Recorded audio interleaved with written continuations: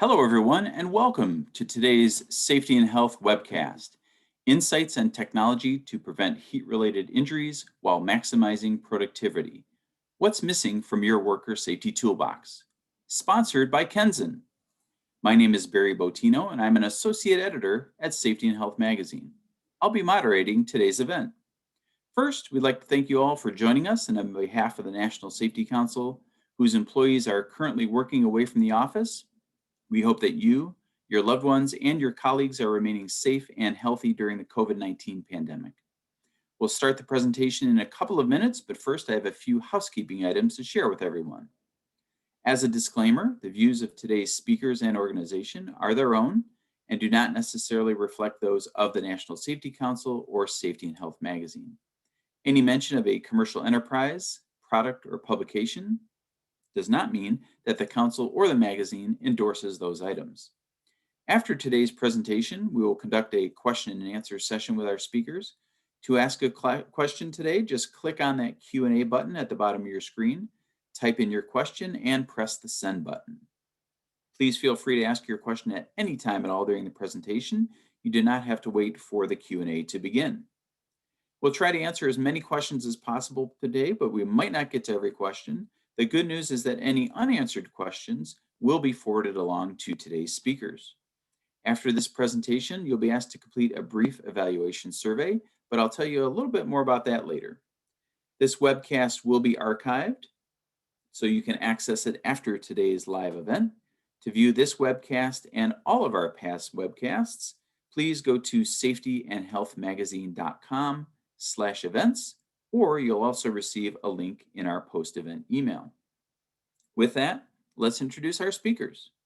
With us today are Claude Robotham, Nicole Moyen, and Dr. Corey Butts. Claude serves as the head of product at Kenzen. He has more than 15 years of experience delivering software, hardware, Internet of Things, and cloud computing solutions for consumer, government, industrial, and enterprise customers. Nicole is the Vice President of Research and Development at Kenzen. For more than a decade, her research has focused on heat stress and hydration, and she has co-authored 25 peer-reviewed publications to date. Corey is an assistant professor of exercise and sports science at Weber State University in Utah. His research has focused on topics such as the prevention and treatment of exertional heat illness and the impacts of hydration on health and functioning. Again, we thank you all for tuning into this presentation. To get us started today will be Heidi Lehman, the co-founder and chief commercialization officer at Kenzen. Heidi, whenever you're ready, go ahead and take it away. Thank you very much, Barry. It's a pleasure to be here. We're really excited to talk to you today about a topic we're very passionate about, which is keeping workforces safe from heat. We have a great conversation lined up that Barry just outlined, and we're really looking forward to your questions and comments too. Heat injury and illness is a growing problem on work sites, impacting not just safety, but productivity as well. An interesting but little known fact might be that many heat-related injuries occur outside of the hot season, and that there is a huge cost, $5.4 billion in healthcare costs 2000 to 2009 from heat injuries as well. Interestingly, most all heat-related injuries are 100% preventable if caught early, but they are very hard to detect and quickly impact dexterity, cognition, and hydration.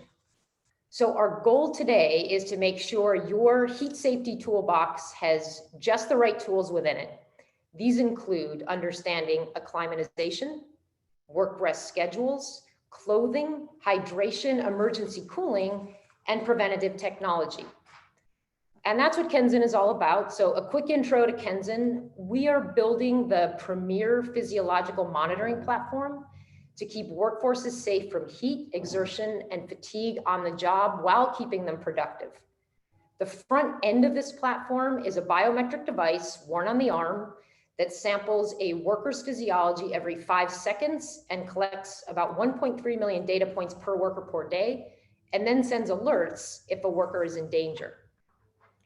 Kenzen has deployed our solution across the globe in domains such as renewable energy, construction, mining, oil and gas, and manufacturing.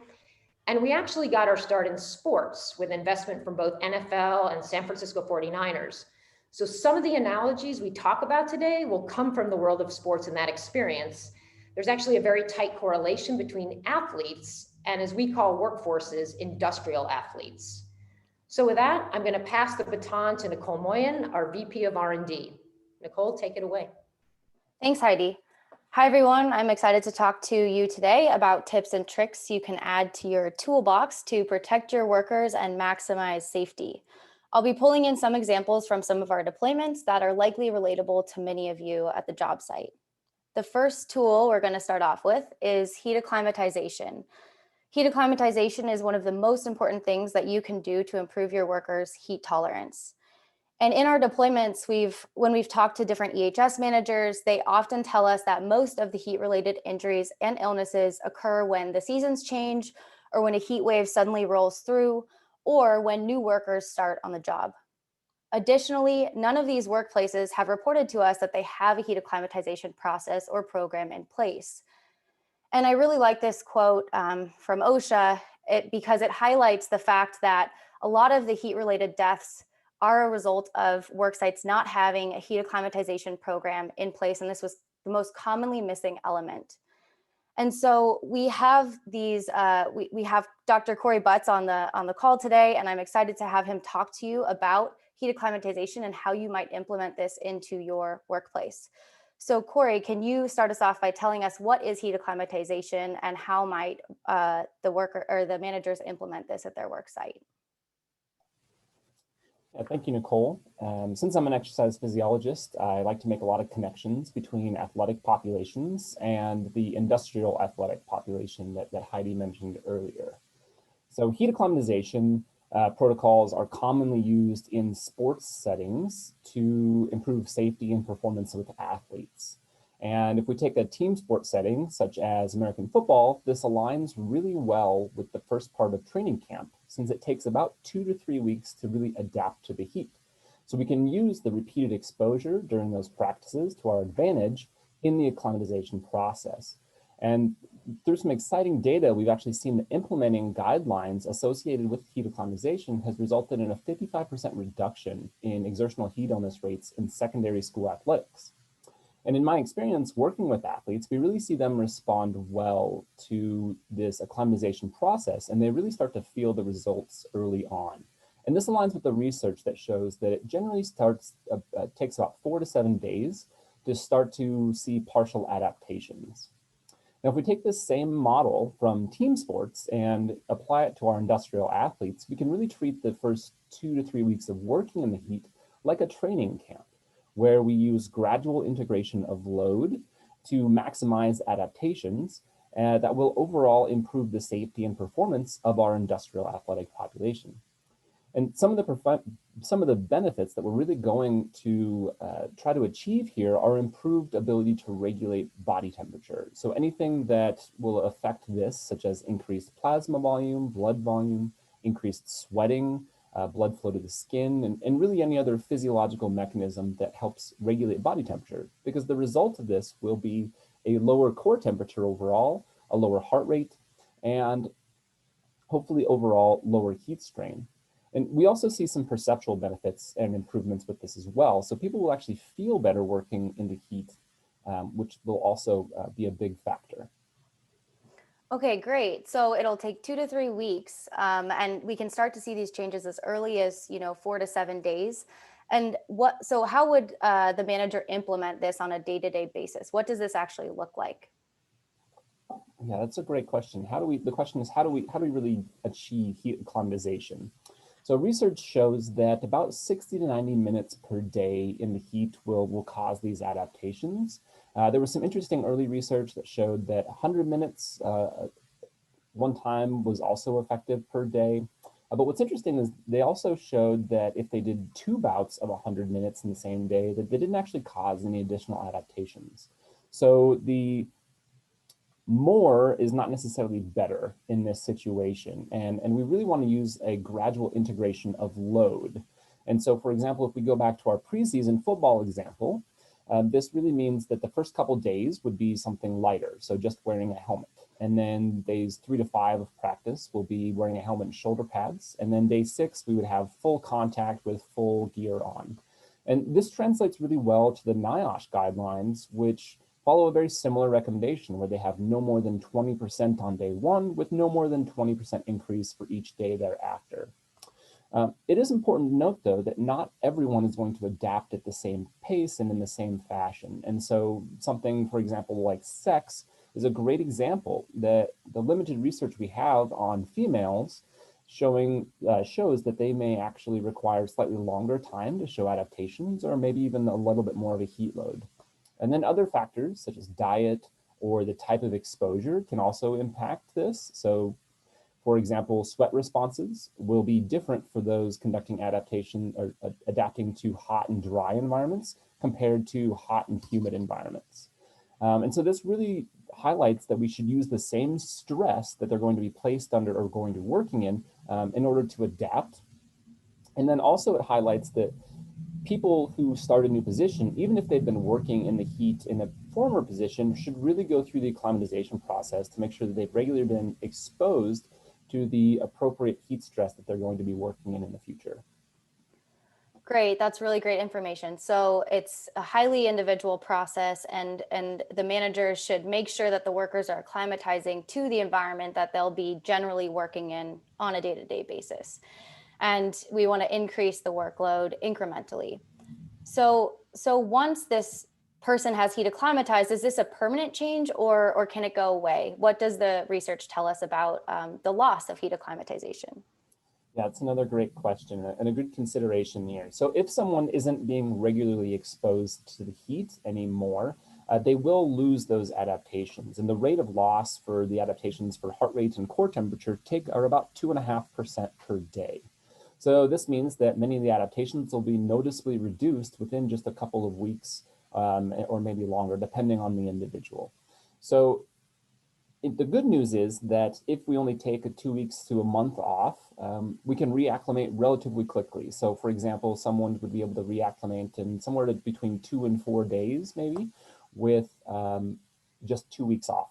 And then the longer you take off, the longer you would need to take to reacclimate as well. Okay, awesome. So this is really important to keep in mind, especially with COVID going around and the pandemic. If a worker's out sick for 2 weeks, for example, or maybe went on vacation, or you have workers that do a certain type of shift work where they're 2 weeks on, 2 weeks off, they'll likely need to reacclimatize each time they come back from one of those cases for 2 to 3 days. So you should make sure you're reducing their workload initially in those first few days back on site. So once the workers are heat acclimatized, it's important to remember that they'll still need to follow some sort of work rest schedule. In other words, they can't just work all day in the heat once they're heat acclimatized. We still have to pay attention to their signs and symptoms of heat-related injury and illness. And so we're going to pause here for a poll question, make it a little interactive. And the question that we're going to ask you, I'm not sure if I see that on my screen. Okay, so the question we want to ask you is, do you have a work rest schedule at your site? Do you currently use one? Just a yes or no question. Are you currently using something like what's on the screen right now?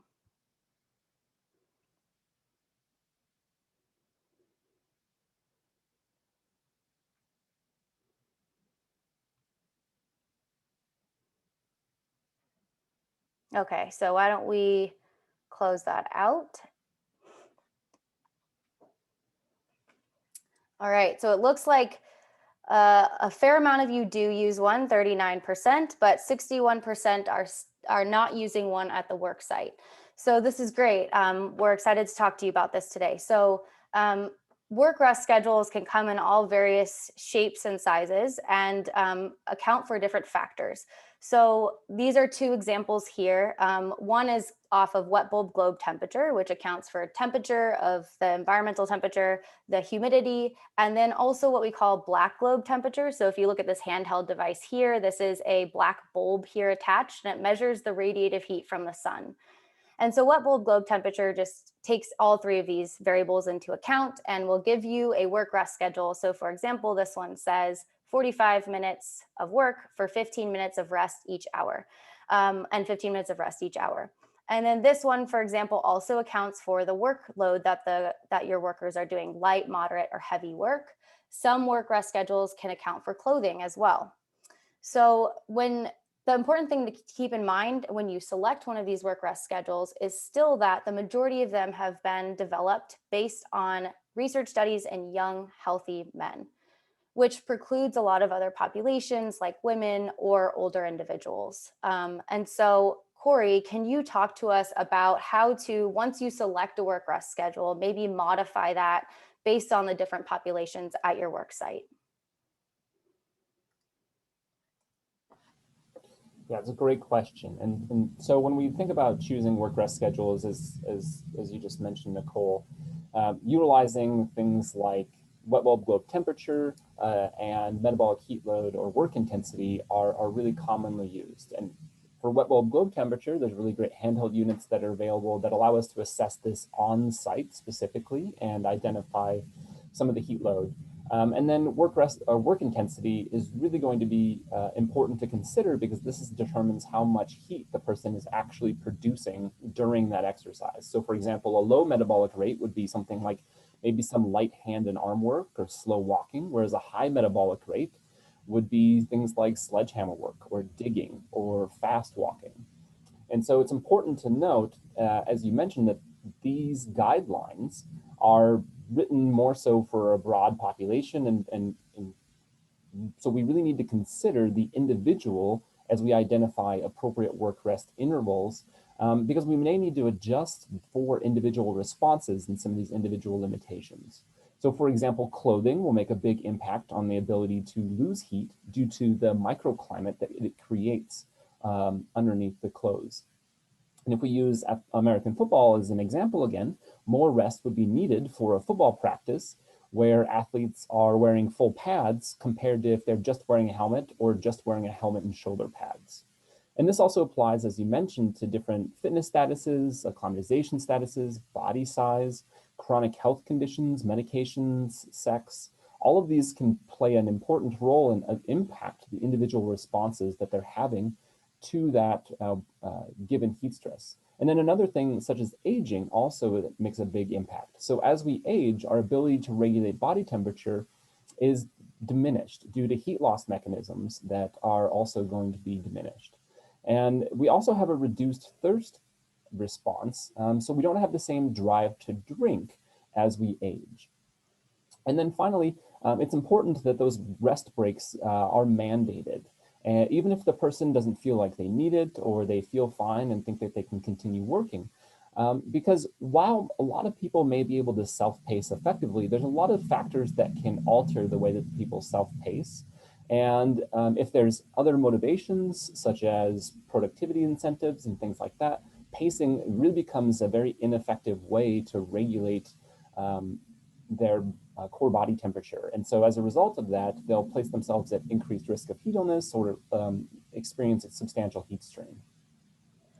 That's really great information. Thanks so much, Corey. So the bottom line, it's with these work rest schedules is to try to pick one that's going to incorporate as many variables that you can measure at your work site: clothing, work rate of the workers, different environmental conditions.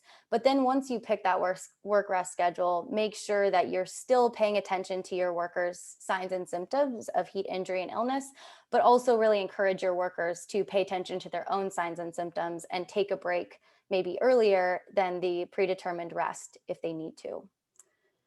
So Corey, you mentioned clothing, and I wanted to go back to that because it's something that we noticed a very large spectrum in our deployments of different types of clothing at our work sites. And one example of this comparison is that we had one deployment where they wanted to compare a group of workers wearing these ventilated jackets. You can see here on the left where there's a fan down here that circulates air throughout the jacket, versus another group of workers who had these long sleeve shirts on. They're rolled up here, but they were all wearing long sleeve shirts, just one layer versus this jacket.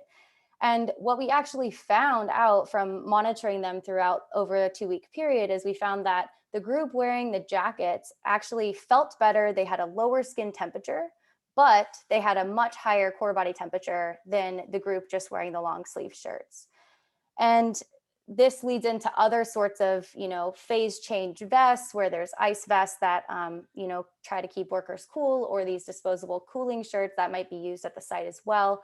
And, based on our experiences and some of the research I've read, I would like to ask you, Corey, about the efficacy of these sorts of cooling interventions, and what does the research tell us about these sorts of modalities?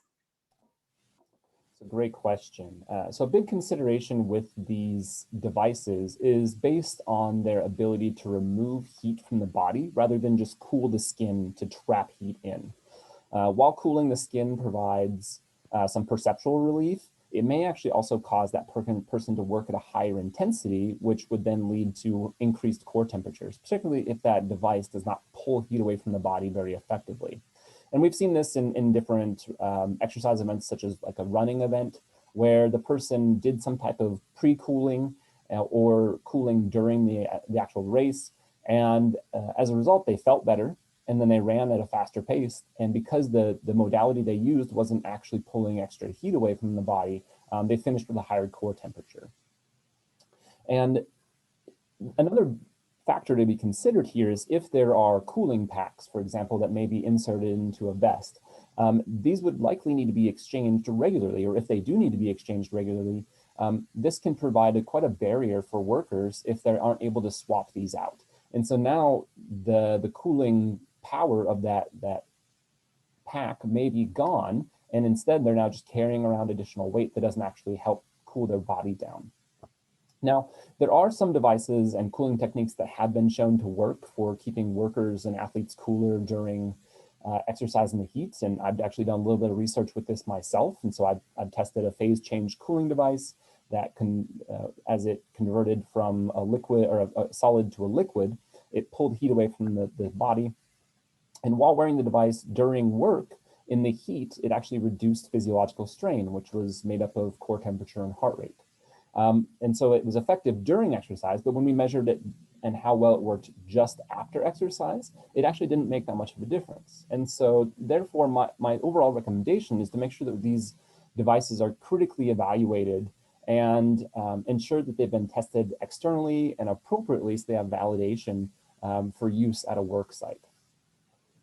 That's really great information. So, and definitely a good point of making sure that these, whatever clothing you're selecting potentially for your workers to wear, it's been evaluated by a third party and not just the company that's selling it, but also to consider, the worker shift times. If you need to replace ice packs, as Corey mentioned, is there a way for you to do that continuously on site?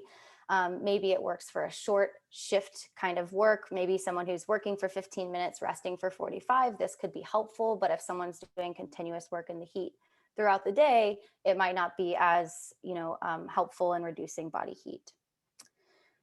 So another important topic that we really must bring up is hydration. And I'm sure most of you are familiar with the ramifications of dehydration, but dehydration combined with heat stress is extremely dangerous, mostly because when you're dehydrated, your body wants to conserve water. And because it wants to conserve water, your sweat rate is lower, which means that you're not able to get rid of body heat. And this leads to a much faster increase in core temperature. Along with this faster increase in core temperature, there's mood decrements, which affects women a lot more than men. We also see decreases in cognition, and all of this combined can lead to more accidents at the work site and long-term health effects such as chronic kidney disease. And so we'll pause here for our second poll question to make sure you guys are staying interactive. So this next question is, are you using some sort of monitoring? Do you have a hydration plan at your site or some way that you check your workers' hydration? Just a yes or no question. So go ahead and take a moment to fill that out.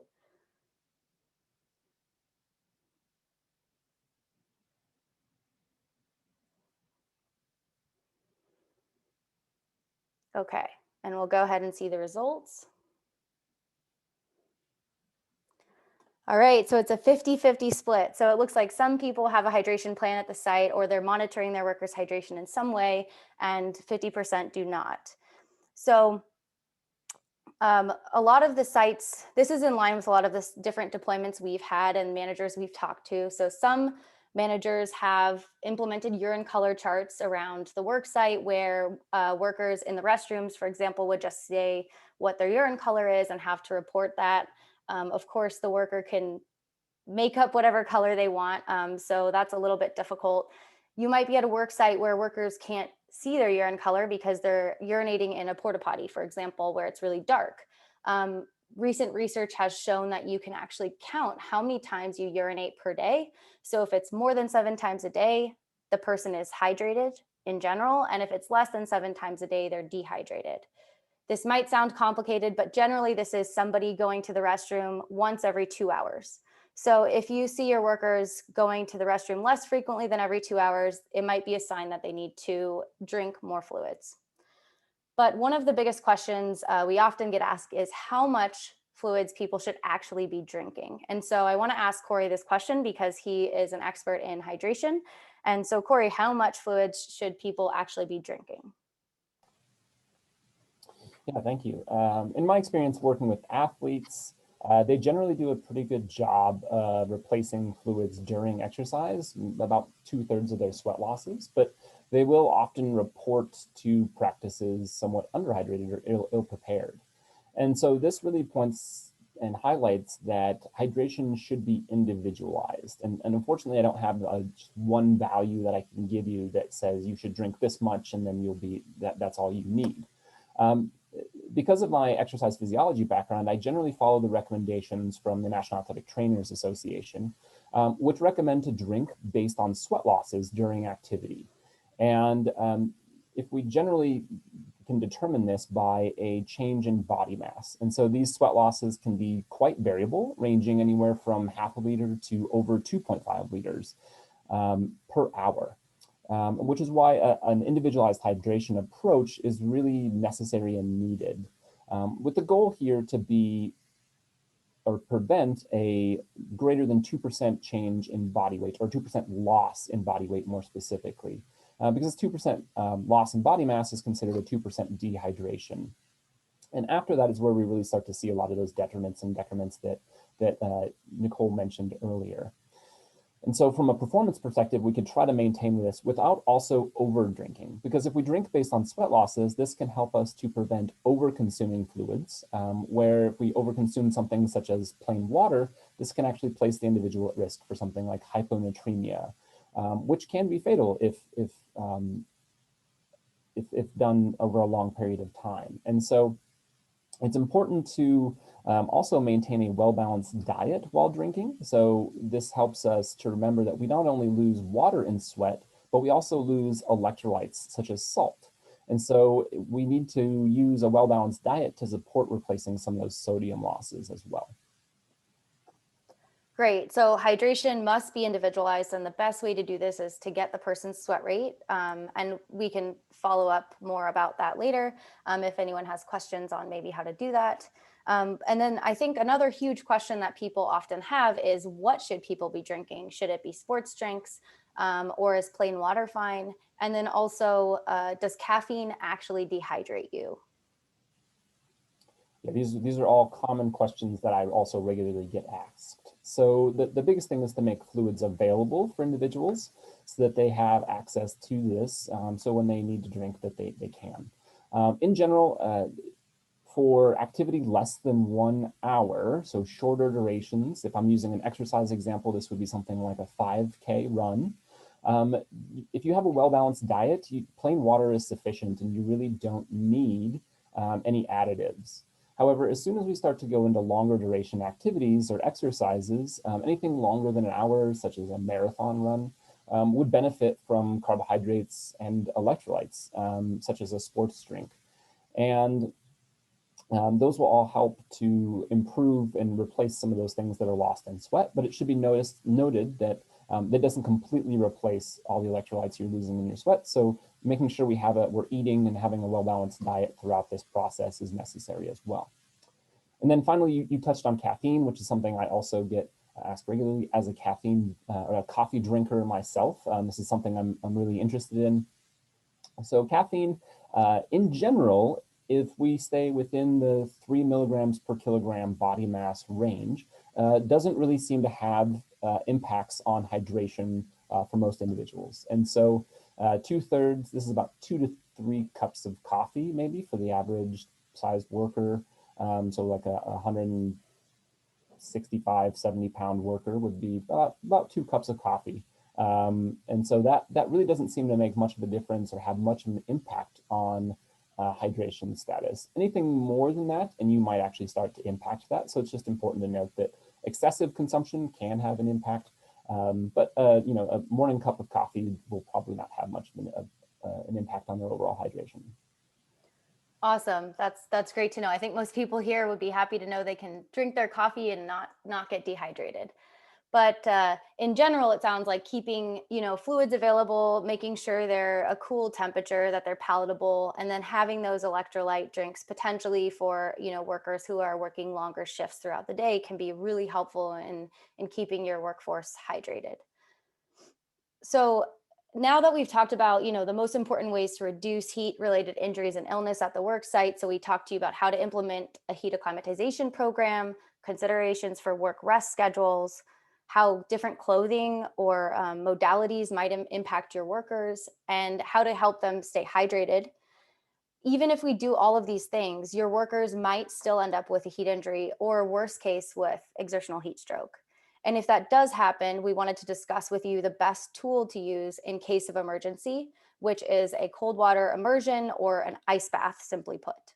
And Corey is actually an expert in this rapid cooling procedure, ice baths, and has done a lot of research around different ways to make this feasible at work sites or out in the field. And so, Corey, can you talk to us about emergency cooling? How would a work site implement this, and why is it important to use it? Yeah, it's a great question, and really important because, as you mentioned, exertional heat stroke happens sometimes. Maybe the worker just shows up and they've been sick, or there's other things that have led to this occurring. And as such, it's important to work with medical staff to develop an emergency action plan so that there's procedures as well as education in place to help recognize when one of the workers may be experiencing an exertional heat stroke through both temperature recognition as well as signs and symptoms. And once recognized, there are a few key things that can be had at a work site to assist with this treatment. So once someone is identified as having an exertional heat stroke, cooling with cold water immersion has been shown to be 100% effective at preventing death from exertional heat stroke based on data from running events. And so that's what you're seeing here is a cooling tub in this picture, where it's just a standard stock tank that can be purchased at any farm store, and it's filled with ice water. And if your site, for whatever reason, is not able to have a cooling tub, maybe due to remote locations or things of that nature, there are alternative techniques that have been validated to be effective. So one example here is what we call the tarp-assisted cooling technique, or the TACO method, where this basically just uses a tarp that can be purchased at any home improvement store and 30 to 40 gallons of ice water. So this would be 3 to 4 of those big ice cooler jugs to cool the patient. So they are set in the tarp, and then the people stand around and pull up the sides, and you dump ice water in there. And then by sloshing the water around, it helps to cool the person. And so this is an easy transportable alternative that may help save lives when a cooling tub is not available. Thanks, Corey. This is really important information and something that each site can have. So, you know, purchase a tarp and have it near some sort of water source or ice bucket.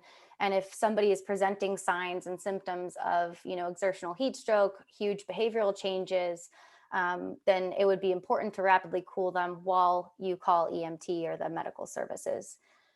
So many of these tools, tips, and tricks we've talked about today are best implemented, of course, using real-time core temperature monitoring, or by being able to track your workers' individual physiological data. We mentioned how important tracking each individual is.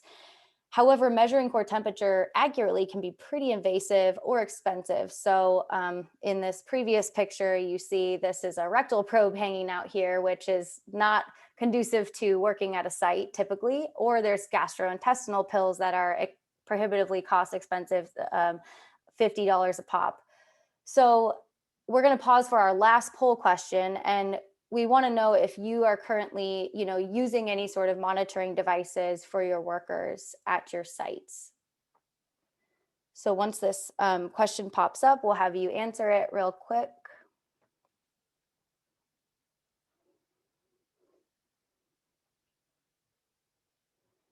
There it is. So do you currently wear a health monitoring device at work, like a smartwatch or a Fitbit, or do your workers wear this? And are you viewing their data in some way or trying to make plans based on their physiological data?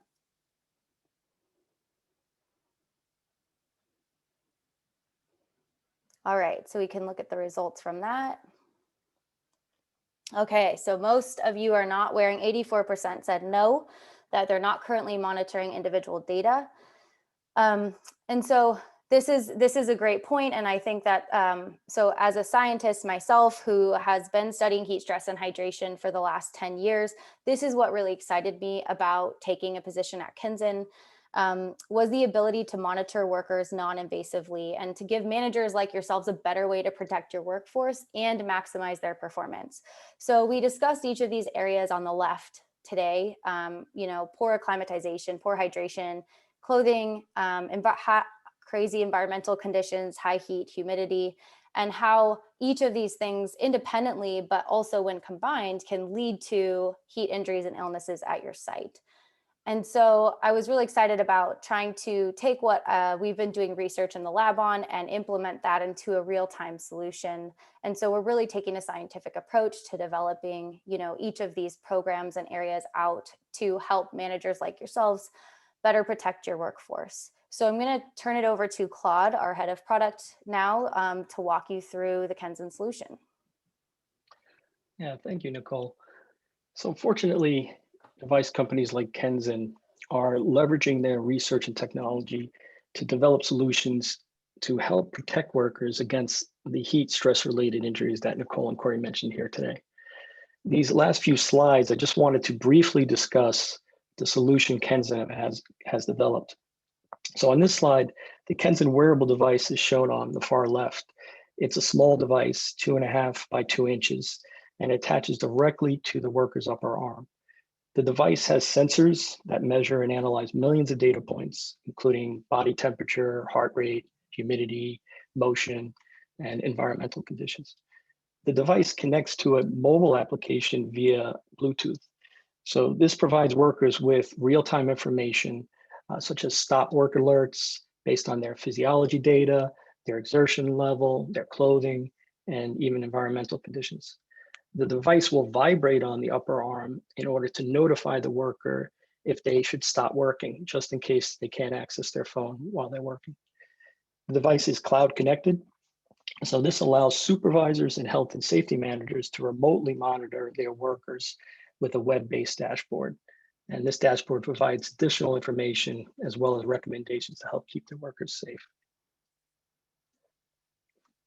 In the next slide, we take a little more detailed look at the information the software provides. So as with any technology, it's really important to translate all the information from the device, from the sensors and all the algorithms into information that's easy to understand for the users. So in the case of Kenzen, the mobile application allows the worker to privately self-monitor their health directly from their phone. So the worker can view their current heart rate, body temperature, while also receiving stop work alerts via notifications if they are in danger of overexerting themselves. So they will also receive ready to work alerts when it's safe to return back to work. So we provide the worker with a symptom checker as well. This is a tool that provides the worker with sort of an encyclopedia of ways to identify symptoms that could be related to heat stress. So this allows them to self-monitor themselves and identify their symptoms and see if it requires additional medical attention. In addition to the individual alert systems for the workers, we also provide a dashboard for the managers and supervisors. So here, managers can view their teams and monitor their entire workforce across multiple locations. So this allows managers and safety personnel to really optimize their workforce and maximize productivity while also maintaining safety. So recently, we worked with one of the largest water and wastewater piping contractors in the US, and they utilized the information from these dashboards to help their managers develop new safety measures tailored specifically for their needs and work sites, which are spread all across the US. Additionally, research has shown that work capacity and productivity decreases as a result of heat stress. So we can dig a little deeper into the data with our analytics dashboard to provide additional information like work site productivity, microclimates, and heat risk zones.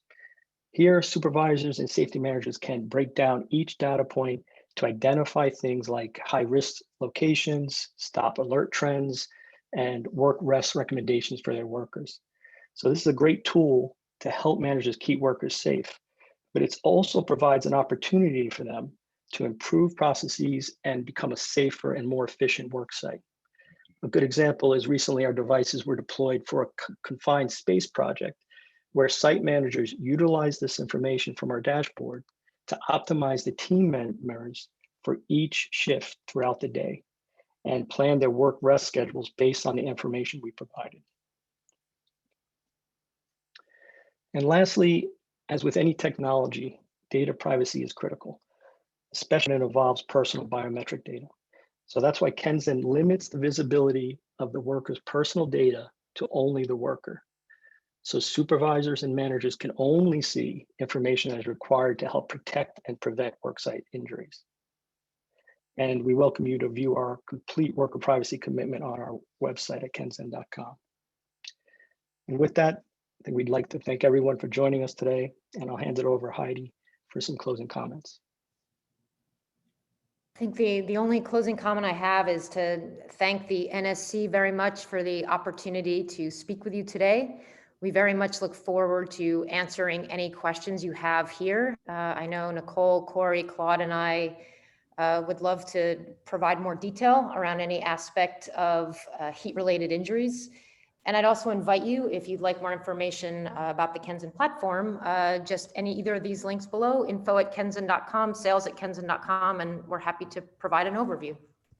Thank you very much. And Barry, I'll turn it back to you.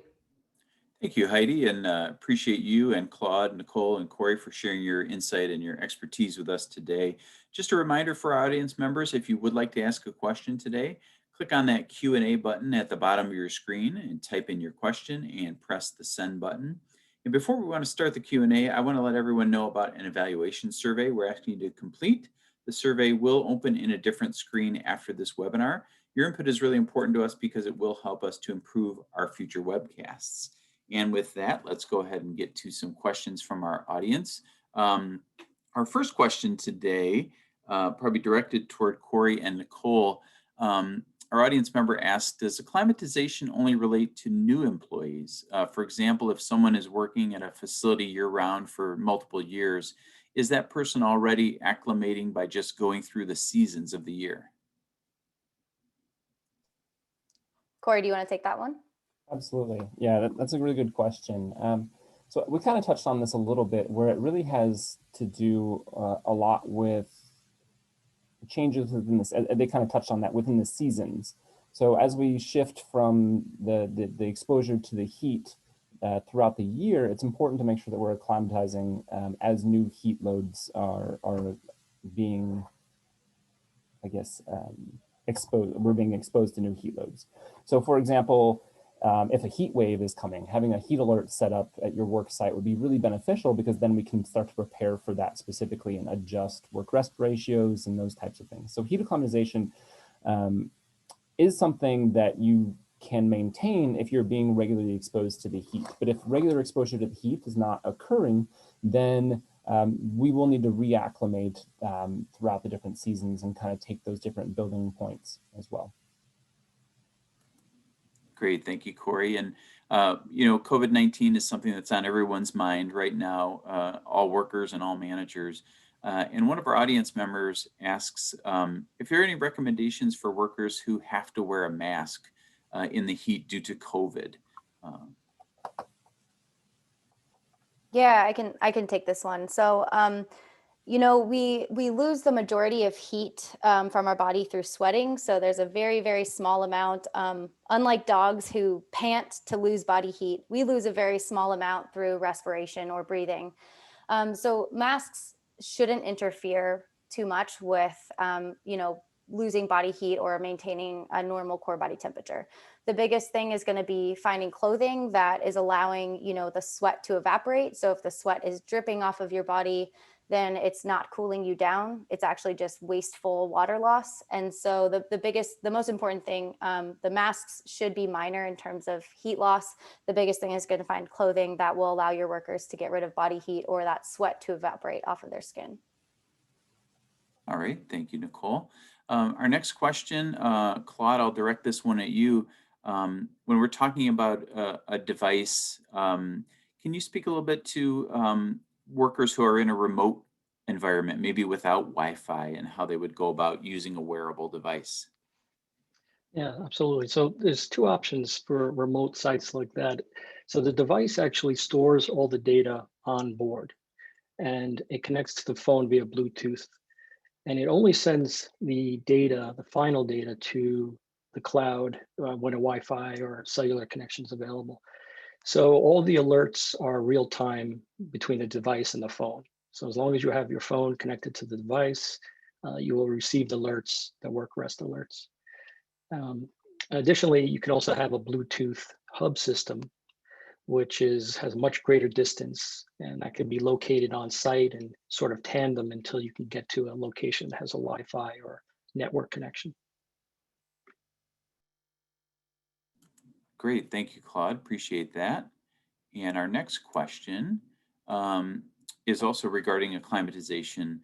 And this person asks, for industries and work groups such as firefighters, for example, who can't take 2 weeks off to acclimate, what recommendations would you have for workers in those specific industries? Go ahead, Corey, if you want to Yeah, take that one. that's a really great question as well. And obviously, this particular industry, such as firefighters, really possess a really interesting situation. So it's important to note that we talked about the short-term heat acclimatization within the first week, 4 to 7 days, depending, really 5 to 7 days. We should see a large chunk of the adaptations that we're looking for, particularly the adaptations related to things like plasma volume and those types of things. So we do see some adaptations occur pretty early on. So even if we could take a few days, that would help. And then just note that the rest of the time, if possible, altered work rest schedules and those types of things to try to acclimate throughout that process is going to be beneficial for improving safety within that population, because the overall goal is really to try to reduce heat load just in general. So if we can try to adapt the protocol as much as possible based on what's available, that will really benefit. But you do see, if we can kind of use some rapid acclimatization, we do see some benefit, a large portion of benefits from just 5 days of heat acclimatization. And a large portion of those studies have been done in men, so it's important to note that other populations may have altered responses to that. But and so there's a little bit of individualization needed there. But we can rapidly acclimatize or do short-term heat acclimatization with like 5 to 7 day protocols as well. So maybe taking that approach would at least get the person started, and then so then as they're on site, that can definitely help. And, All right, and I'll add to that because I see another question in the chat in a similar vein. So one of the other things you can do is maintaining a good fitness level, aerobic fitness, so endurance activities, running, biking, etc. Do gain a certain amount of heat, like adaptations that are similar to acclimatization. So a lot of the same changes you get from being aerobically fit and having a good fitness level, you also are similar to that you would get with heat acclimatization. So this goes to like trying to avoid heat-related injuries throughout the work year, but could also be a solution for firefighters, because heat injuries can occur when it's cold as well. So maintaining some sort of baseline fitness level, if you can encourage that in your workers, will be also really beneficial to avoiding these heat injuries and illnesses. Great, thank you for that. Appreciate you finding that question, Nicole. The next one we'll get to, Nicole, you talked a little bit about work rest schedules just now. Someone's asking, where's a good place they can find an example online of a work rest schedule? Yeah, that's a really good question. So there's lots of different ones. I think it just depends on what you're able to measure at your work site. The National Athletic Training Association, they have sample work rest schedules, largely for athletes, but that could also apply to your, industrial athletes. And then there's also NIOSH and OSHA. They have these large documents that they put out every few years that also include work rest schedules that you could follow as well. And Corey, do you want to add to that of any other resources potentially? I think you highlighted it. Really, the OSHA guidelines are really nice, and there's some other. I referenced some secondary athletics, so things like the National Athletic Training Association has some guidelines. They're designed more specifically for athletics, but also provide some good information about backgrounds related to how a lot of these may apply to some of those more intense exercise settings. Great, and just to add. You also can download the Kenzen app for free from the App Store, and we have a work rest calculator on there where it will just use your location and you can change the clothing and work rate and it will output a work rest schedule for you. So you could use that for free as well if that's of interest to you. Excellent, thank you for sharing that. Our next question I'll go to is our audience members asking any thoughts on the effectiveness of items like cooling headbands or cooling neck wraps for workers? Yeah, that's a great question. I'll take that one as well. So a lot of these headbands and things of that nature are, you're not going to cause a lot of reductions in core temperature because we're not cooling a large portion of the body necessarily. So, I can't speak to all of these, but most of these, you're not going to see changes there, but they will maybe help with some of the perceptual benefits. And so, it might make the worker feel better. And this is really where that work rest schedule is going to come into play, where because they feel better, they may work harder and therefore push themselves a little bit higher and maybe increase that temperature. So it's going to be important to make sure that if they're wearing these, they can wear those and they'll make them feel better. They'll be able to work maybe a little bit longer. But they should still make sure they're abiding by all of the work rest schedules so that they don't kind of push past that limit and cause themselves to experience higher body temperature and those types of things. Great, thank you, Corey. Appreciate that. The next question I have, Corey and Nicole, probably directed to you too. Someone wants to know about the benefits of hydration the night before working in heat and what are some benefits?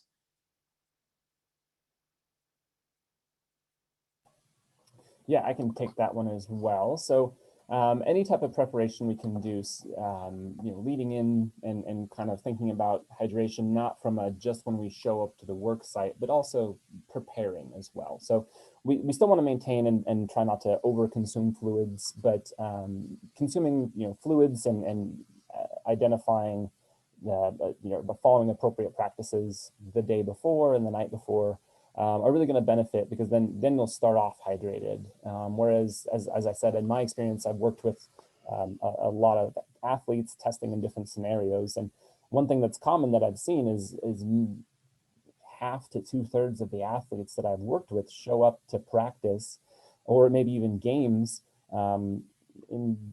not well hydrated. And so as a result of that, they're not really necessarily preparing for that. So consuming kind of throughout the day and thinking about that type of stuff is going to be beneficial the day before, and maintaining a well-balanced diet as well will also help with that. So when you're consuming fluids, you're eating foods and helping to hold on to that fluid a little bit more.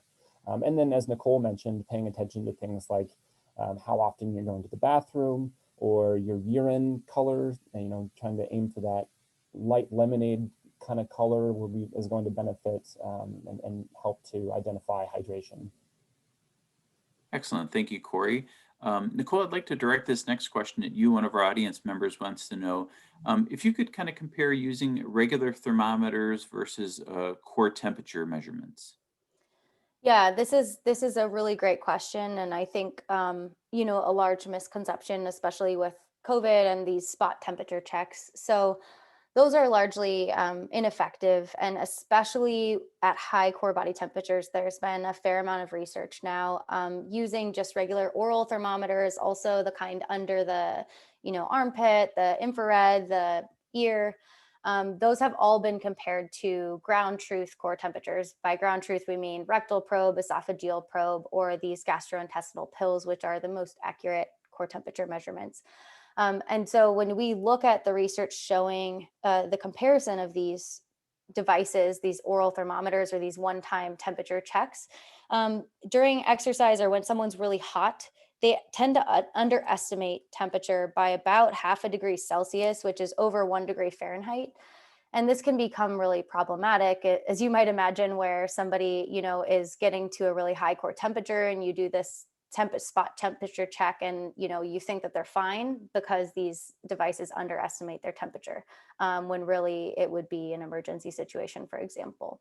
So we would not recommend using those you know, types of thermometers or spot checks at the work site, especially if you have workers in the heat working hard. Okay, thank you, Nicole, for that. The next question, I'd like to direct it to Claude. And our audience member, Claude, asks, for a device like the Kenzen device, can an individual worker download their history from the device? And if they want to share it with their physician, for example, could they do that? So not the individual, currently not yet. So on our advanced analytics dashboard, um, all the information is sort of private. You know, it's just given by a number for the worker. So they wouldn't know exactly who the worker was. They just know that a worker had multiple alerts. Again, it's all about the privacy. So we are looking at ways of giving that information to the actual individual. Great, thank you for that, Claude. I appreciate it. And Nicole, I want to direct the next question to you.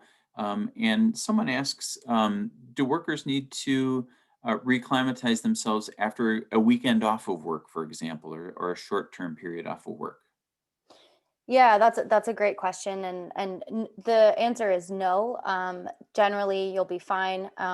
Ideally, the worker is getting, once they've heat acclimatized, they're getting exposed to heat at least once a week, ideally twice a week, but once a week will maintain a fair amount of those adaptations. And so, just taking 2 days off for the weekend should be fine. That's a great question. Okay, thank you very much for that. And Corey, I'm going to direct this next one to you. We had a couple questions regarding this, but one of our audience members asks, how does heat stress impact someone in an industry where they have to wear FR clothing, for example?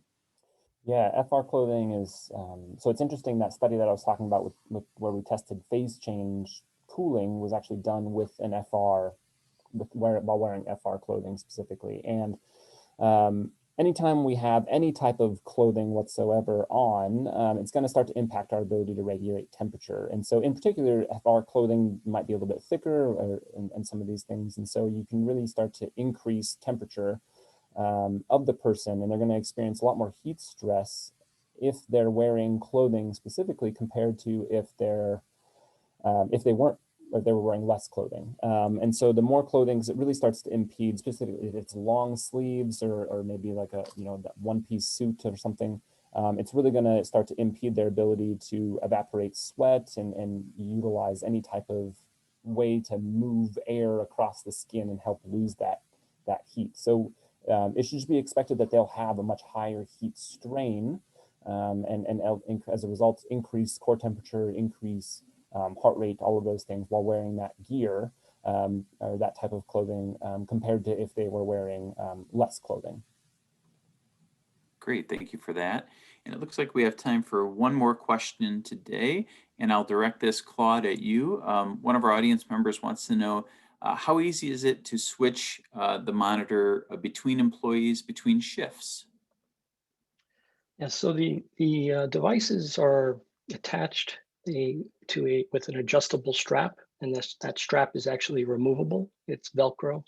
So you simply remove the device from that strap, and then attach it onto the other worker's strap. And then this way we prevent cross-contamination and sanitary. So that's the best way of Excellent. doing it. And then wiping down the device in between with some isopropyl alcohol as well. Okay, great. Well, thank you for that, Claude. I appreciate it. Unfortunately, folks, we have run out of time today. I'm sorry that we didn't get to everyone's questions, but all of our unanswered questions will be forwarded along today to our speakers. Again, we all hope you take some time to take the feedback survey that we're asking you to take. I'd like to thank our outstanding presenters today, Claude Robotham, Nicole Moyen, Heidi Lehman, and Dr. Corey Butts, everyone from our sponsor at Kenzen, and of course, all of you out there who joined us today. This ends today's Safety and Health Magazine webcast. Take care, everyone, and have a safe day.